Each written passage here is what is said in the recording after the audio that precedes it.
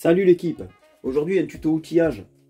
On va se pencher sur les divers outils pour démontage de rotor d'allumage, donc rotor volant magnétique. Je vais vous présenter un peu ce que j'ai à ma disposition et les différents rotors qu'on peut trouver sur les machines, que ce soit chinoises, japonaises, européennes, donc les marques connues, les américaines aussi. Voilà. Donc pour commencer, on va partir sur un exemple qui est simple. C'est un volant magnétique, donc c'est japonais, c'est du KXF. Voilà, donc là on va avoir besoin d'un arrache volant interne, c'est-à-dire qu'on a le mâle sur le volant magnétique et puis le femelle c'est l'outil, donc on va le rentrer ici et puis je vous montrerai le procédé par la suite sur le moteur qui est là. Voilà, donc on a ce type d'outillage en premier. En deuxième, on a la possibilité d'avoir également, donc ça on est sur du Honda, c'est un gros quad, c'est une 400 TRX, donc là pour le coup on va être sur un volant magnétique de la même manière que celui-ci, c'est-à-dire que la femelle est dans le rotor, dans le volant magnétique, simplement il est à l'envers parce qu'on a ici une roue libre, donc il est positionné dans l'autre sens et les bobines d'allumage viennent du côté externe au niveau du quad.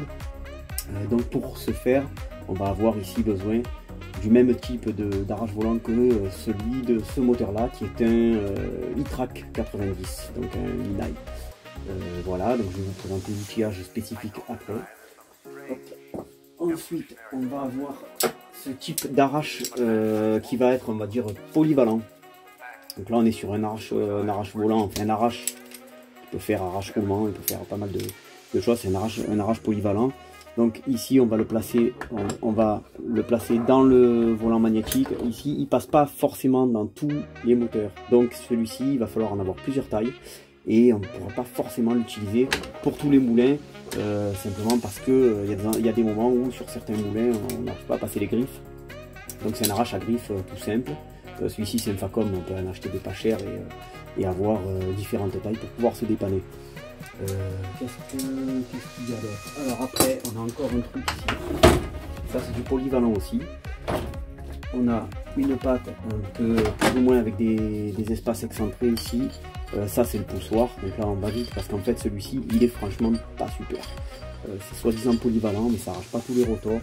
Vous avez des vis ici qu'on vient fixer, qu'on vient rentrer dans les pattes à déport ici, et puis on vient les fixer, les visser dans les différentes prises qu'on trouve sur tous les volants magnétiques. Simplement il faut avoir le bon pas, il faut pouvoir la serrer correctement.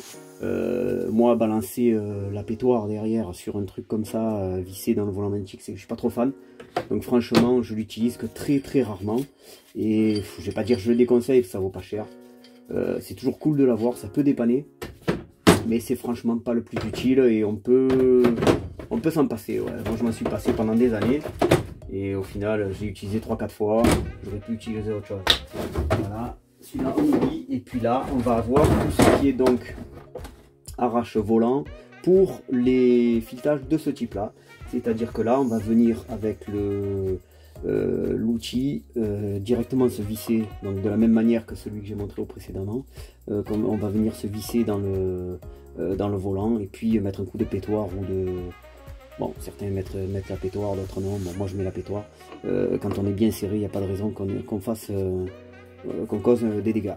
Voilà, qu'est-ce que je peux dire d'autre? Au niveau des arraches, vous voyez qu'il faut systématiquement, pour chaque marque et pour chaque sorte, même des fois pour la même marque, il faut plusieurs arraches différents. Donc là, voilà, moi je les marque tous pour pas galérer.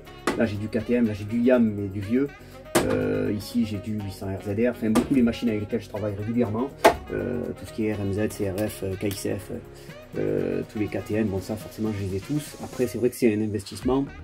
Si vous avez une seule machine, je vous conseille d'acheter directement le type d'outil adapté à la machine plutôt que de partir sur quelque chose qui va être polyvalent, parce que forcément il va peut-être pas rentrer, vous allez peut-être pas arriver à sortir votre volant magnétique, il se peut que vous veniez vous mettre de travers selon l'outil que vous utilisez et là on peut tout péter. Donc le top du top c'est d'avoir clairement l'outil nécessaire.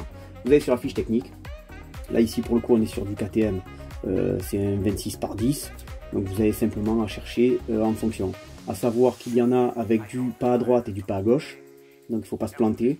quand vous commandez votre outil, vérifiez bien que sur la fiche constructeur de votre machine et de votre moteur, vous êtes en pas à droite ou en pas à gauche, afin d'acheter le nécessaire, parce que forcément, vous allez pouvoir trouver l'un et l'autre, et puis si vous achetez l'un, il ne va pas sur l'autre, et voilà. Deuxième chose, achetez bien le bon outil, parce qu'il se peut également que vous ayez un pas qui soit semblable, mais pas forcément le même, et quand vous allez serrer, un filet va passer, le deuxième, vous allez taper dans le filetage du rotor, il est cuit, et en plus d'être cuit, vous n'arriverez plus à le sortir. Et n'oubliez pas qu'ici, vous avez votre vilo. Et donc c'est une bien mauvaise nouvelle si vous commencez à torpiller le filetage central. On va passer maintenant au côté technique, c'est-à-dire que je vais faire péter celui-là pour vous montrer la manière de s'en servir, en tout cas la mienne.